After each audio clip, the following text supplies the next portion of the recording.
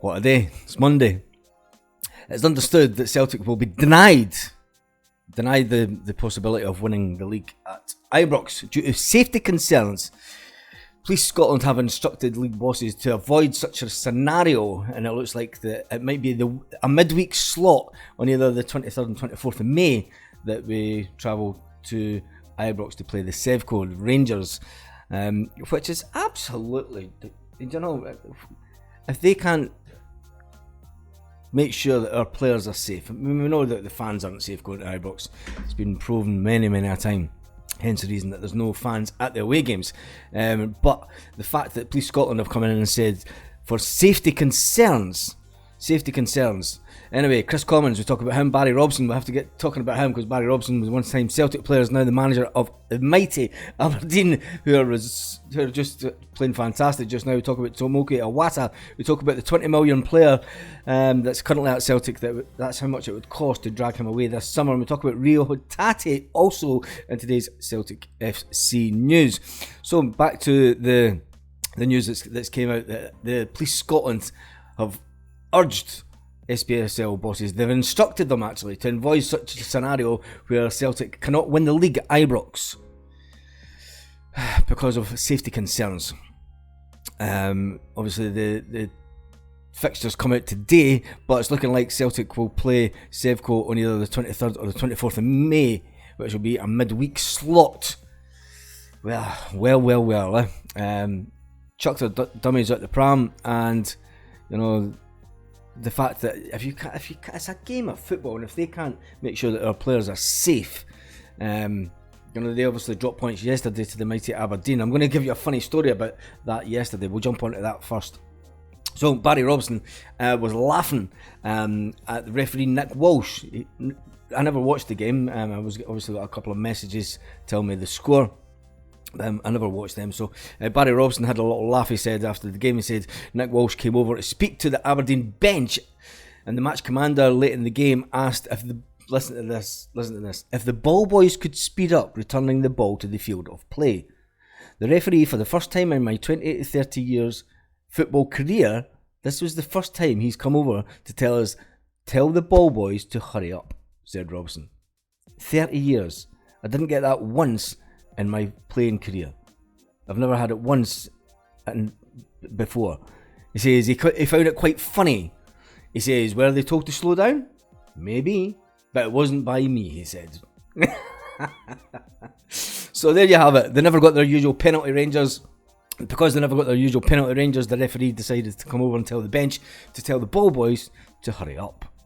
Oh, the irony. Anyway, Tomoki Iwata is no tourist, according to Ange Postecoglou, after the inquest in the game at the weekend.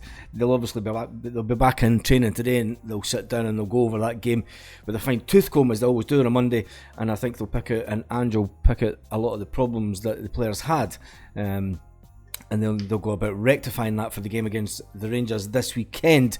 Said the put sports, he didn't read any riot acts to his side after their draw, but I think he will today. If we win this weekend, it's obviously we're on the road to our treble, which will be fantastic for Ange Postecoglou. Talking about players that might be leaving, as you know, the transfer talk, the Celtic transfer talk, has actually went through the roof. Fabrizio Romano again has been talking about Matt O'Reilly, and so has Peter O'Rourke.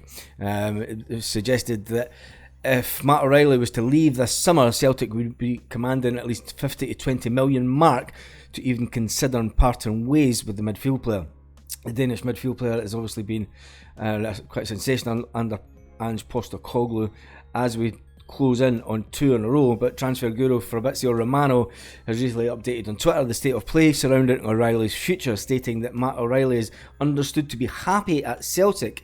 even after the Premier League and Bundesliga clubs have shown interest in him. I think that the fact that he's going to go straight into the Champions League again, I mean, why do you want to go? There's too many players have done it. They leave Celtic and they go to another team that's maybe, in the English Premiership, it's in the Championship. You can go and get more money, but you're not going to win anything. You're not going to play at that highest level. The 22-year-old has made 44 appearances for Celtic this season, registering 4 goals and 12 assists in all competitions. It has been claimed there's been a strong level of interest for O'Reilly. He's been quoted by clubs in the Premier League and the Sky Bet Premiership. He is under contract until the summer of 2026.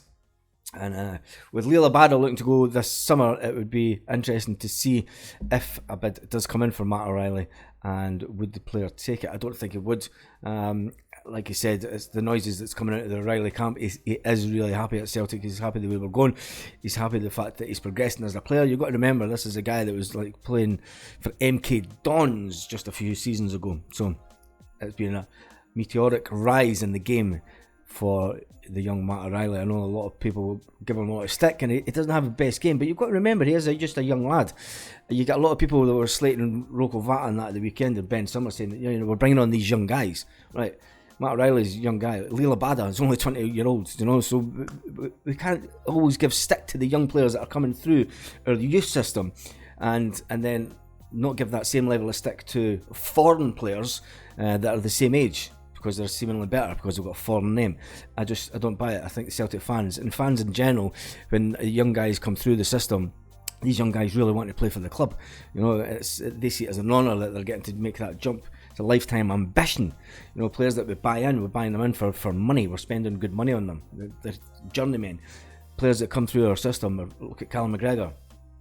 Celtic through and through, like me and you, as the song goes. Anyway, being regular challengers for silverware and in the Champions League will help Matt O'Reilly develop as a player, and whilst working under manager Ange Postecoglou, I think he'll only go from strength to strength. So I don't think we will lose Matt O'Reilly. It seems to be that the main consent is that we're not going to lose him. Rio Hatate was spotted at Celtic Park at the weekend.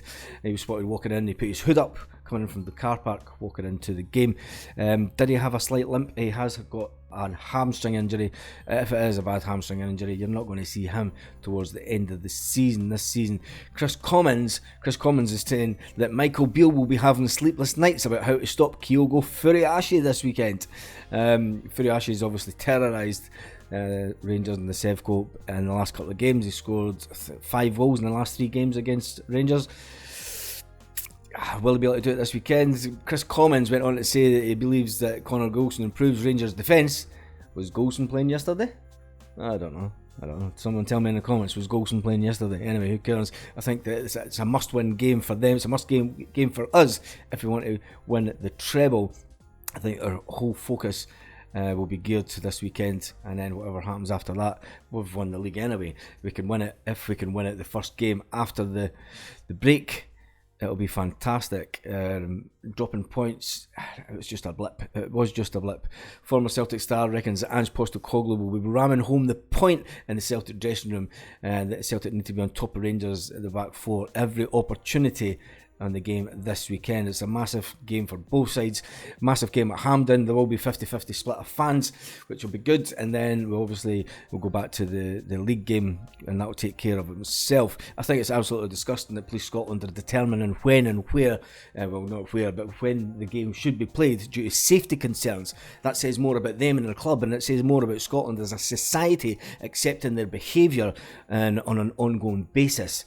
So on that note, let's wrap the video up. We are 13 points ahead. It's minus 13 in Govan.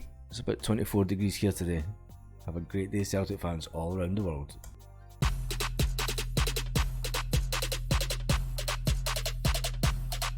Lit. Roll up to the party, roll up.